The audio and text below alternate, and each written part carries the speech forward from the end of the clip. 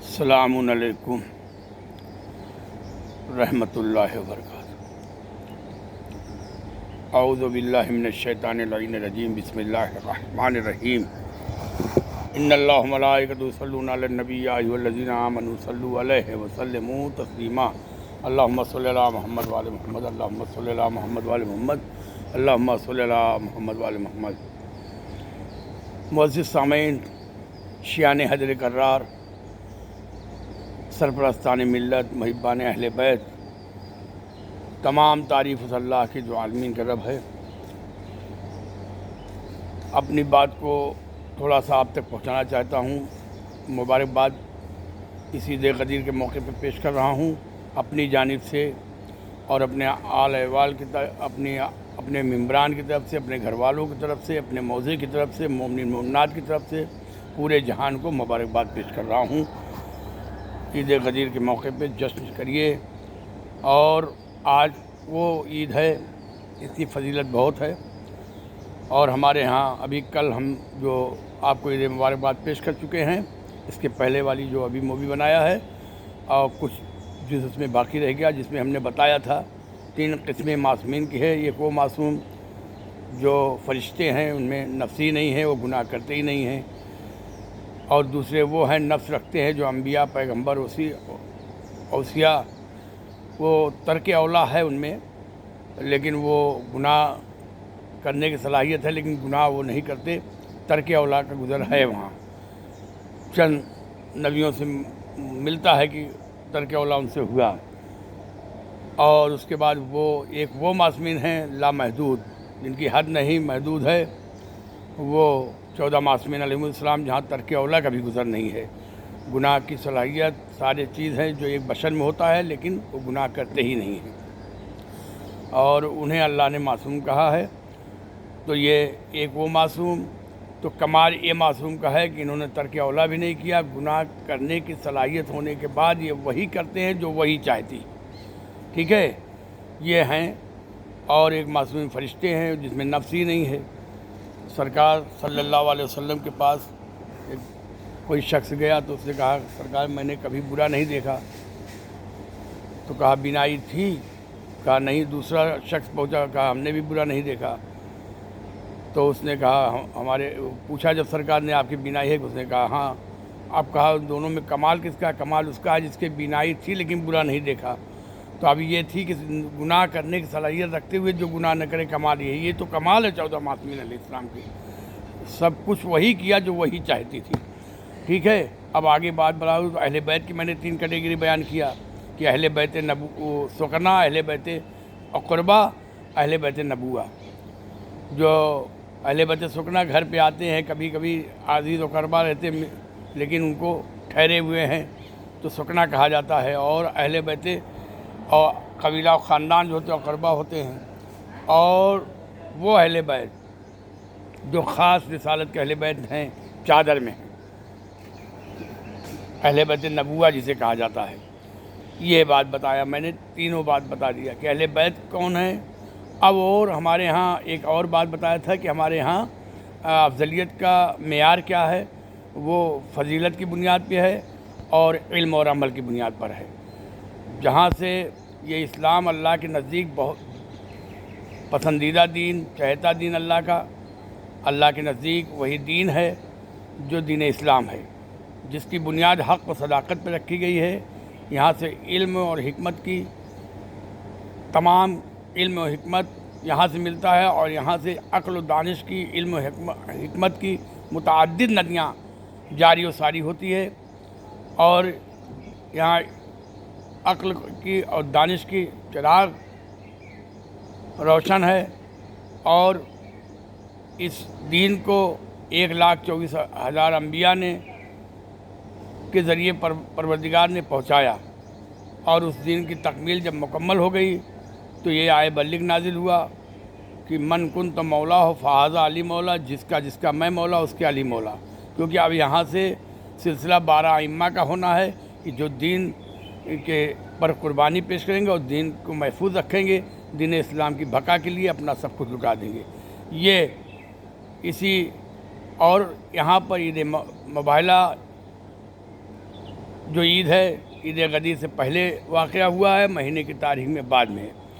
چنانچہ کہنے کا مطلب ہے کہ اس عید غدیر کے موقع پر اللہ نے تمام نعمتیں، تمام رحمت کو تمام کر دیا، جو کچھ نازل کرنا تھا وہ نازل کر دیا، یہاں دین مکمل ہو گیا۔ اور اس کے بعد یہاں سے سلسلہ وہی علم، قرآن مبین، امام مبین، امام مبین کے سینے میں، صدور میں وہی علم جو علم رسول میں تھا وہ ٹرانسفر رسول نے کر دیا۔ اب وہ ایک سینے سے دوسرے سینے ہوتے ہوئے قیامت تک ہمارے یہاں کا جو عقیدہ ہے اہل تشیع کا 14 معصومین میں وہی علم ہے جو ایک میں ہے، اول نہ محمد، اوسط نہ محمد، آخر نہ محمد، کل کے کل محمد ہیں۔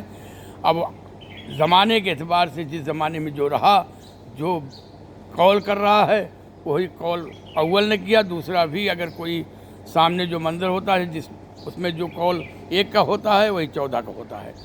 یہاں اختلاف بھی نہیں پایا جاتا ہے، اور بہت سی باتیں ہیں جہاں پر عقل جا کر کے رک جاتی ہے۔ ان کو سمجھنے کے لیے آپ کو معرفت چاہیے، اور بس مختصر سی بات یہ کہنا ہے کہ افضلیت کا معیار جو ہے ہمارے ہاں وہ فضائل کے اوپر ہے، علم اور عمل پر ہے، اور یہ مولائے کائنات علی ابن ابی طالب علیہ السلام کے بے شمار فضائل ہیں، جس میں سے سب سے بڑا فضائل ابھر کر کے آیا، یعنی جب اللہ کے رسول کو طعنہ دیا گیا تو کہا، اللہ نے کہا اپنے رسول سے ان سے کہہ دو کہ میرا ایک گواہ پروردگار ہے، دوسرا وہ گواہ ہے جو کل کتاب کا علم رکھتا ہے۔ یہی تاریخ میں ایک ایسا بشر ہے جو امام بھی ہے اور خلیفہ بھی ہے، وصی بھی ہے، جانشین بھی ہے، سب کچھ ہے، اور اللہ نے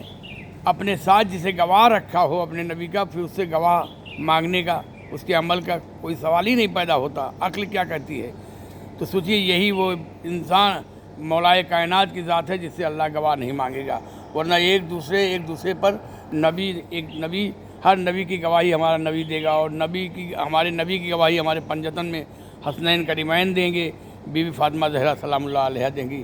جو کچھ کام تھا نبی نے رسالت کا سب پہنچا دیا۔ اگر یہ قبل جو تمہیں دیا جا چکا اگر اس کو نہ پہنچا تو رسالت کا کوئی کام ہی نہیں کیا۔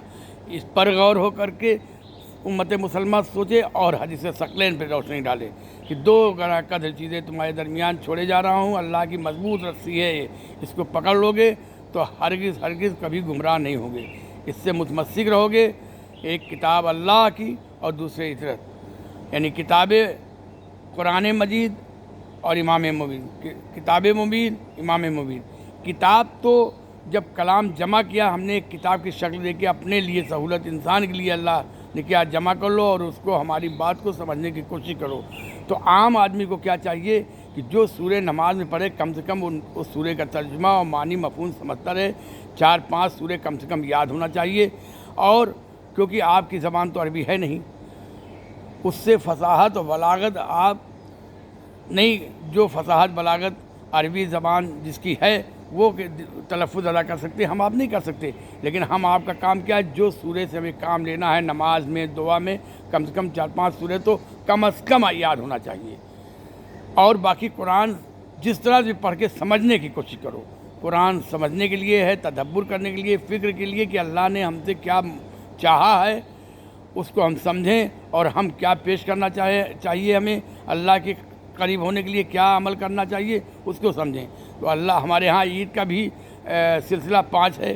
عید ولادت، پیدا ہوئے، یعنی جب جشن کرتے ہیں معصومین علیہ السلام میں کسی کی ولادت ہوتی ہے نبی پیغمبر کی تو ہمارے لیے جشن ہے، عید ہے، ایک عید ولادت ہے۔ یہ پیدا ہوئے تو کاہے کے لیے؟ عبادت کے لیے، عبادت کا موقع پایا۔ دوسری عید عید الفطر ہے، تیسری عید وہ عید قربہ، اور جو قربانی قبول ہو گئی اور ذبح عظیم میں بدل دیا جب وہ ظاہر ہو گیا کربلا کا واقعہ، تو عید الاضحیٰ ہے، تیسری عید وہ ہے۔ چوتھی عید عید مباہلہ ہے، جب ہم نے قربانی کا جذبہ بھی پیدا کر لیا اپنے اندر، اللہ کے خلیل نے خواب دے کے سچ کر دکھایا، تو اس کے بعد چوتھی عید وہ ہے کہ سچوں کے ساتھ ہو گئے اور جھوٹوں پر لعنت کیا اور لعنت لے کے چلے۔ باقی وہ لعنت جب بنی نذران نے مخالفہ بھرنے کے لیے تیار ہو گیا کہ ہم ان سے پلانٹی بھر دیں گے لیکن ہم ان سے مقابلہ نہیں کریں گے، تو وہ سمجھ گیا کہ اگر یہ فضا میں دعا کر دے تو پہاڑ بھی چور چور ہو جائے، لہذا وہ لعنت تو چل چکی ہے، اب لعنت تو کہیں جا کے رکنا ہے، تو آپ جان رہے ہیں جہاں جا کے لعنت ٹھہری ہے۔ جو بی بی زہرا سلام اللہ علیہا کو احترام نہ کرے، جس کے لیے سید الانبیاء کھڑے ہو جاتے ہیں، لعنت وہیں جا کے فٹ ہو گئی۔